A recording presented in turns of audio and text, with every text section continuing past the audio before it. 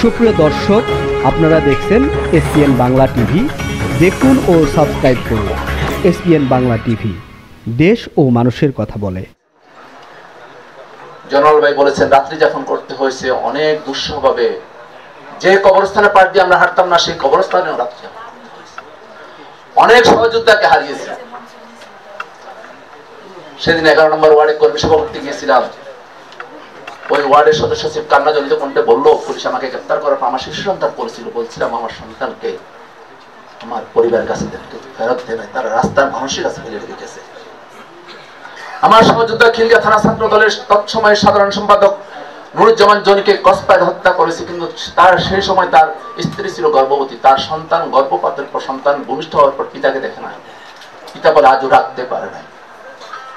অনেক সন্তান ঈদের সময় বাসা থেকে বাইরে থেকে বাসায় বাবা ফেরার পর অনেক সন্তান তাদের বাবাকে তারা জড়াই ধরতে পারে না। অনেক মা তার সন্তানের কবর কোথায় সেটাও জান না। অনেক বাবা নামাজের জানাজায় বসে এখনো কান্না করে, আমার সন্তানের কবর কোথায় বলে দাও, আমি একটু যায়া দোয়া করব।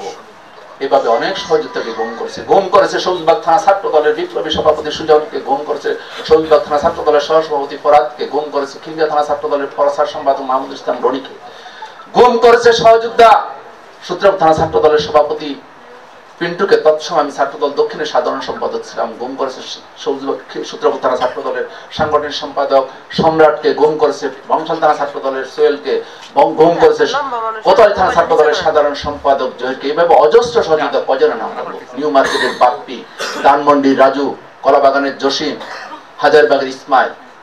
হয়তো অনেকে মনে করে অন্যভাবে আন্দোলন আছে। আমাদের কত সহযোগিতা।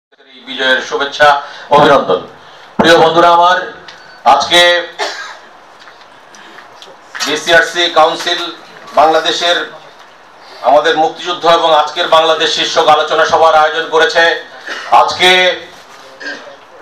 আমরা অত্যন্ত গর্বিত, আনন্দিত এবং আমি বিশেষ করে মহান আল্লাহ রাব্বুল আলামিনের কাছে অনেক বেশি কৃতজ্ঞ যে আজকে একজন ভালো মানুষের নেতৃত্বে এই পৃথিবীর ইতিহাসে বাংলাদেশের একমাত্র নোবেল বিজয়ী আমার শ্রদ্ধেয় নেতা ডক্টর মোহাম্মদ ইউনূসের নেতৃত্বে দেশ এগিয়ে যাচ্ছে এবং দেশের এটা সংস্কার হচ্ছে, আমূল পরিবর্তন হচ্ছে।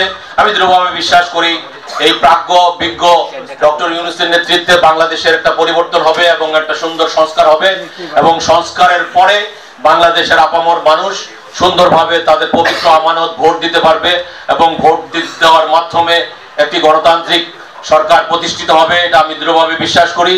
আর আজকে আমি এখানে এই মুহূর্তে বলতে চাচ্ছি, আপনারা অনেকেই বলেছেন স্বাভাবিক 1971 সালে যিনি স্বাধীনতার ঘোষণা করেছিলেন, যিনি বাংলাদেশের দুর্যোগ মুহূর্তে বাংলার পতাকা হাতে নিয়েছিলেন, তিনি হচ্ছেন সাহসী নেতা, আমাদের নেতা, আমাদের দক্ষিণ পূর্ব এশিয়ার মার্শাল টিটো নামে খ্যাত শহীদ রাষ্ট্রপতি জিয়াউর রহমান, যিনি 26শে মার্চ স্বাধীনতার ঘোষণা দিয়েছিলেন আমাদের দেশের অত্যন্ত প্রয়োজন মুহূর্তে।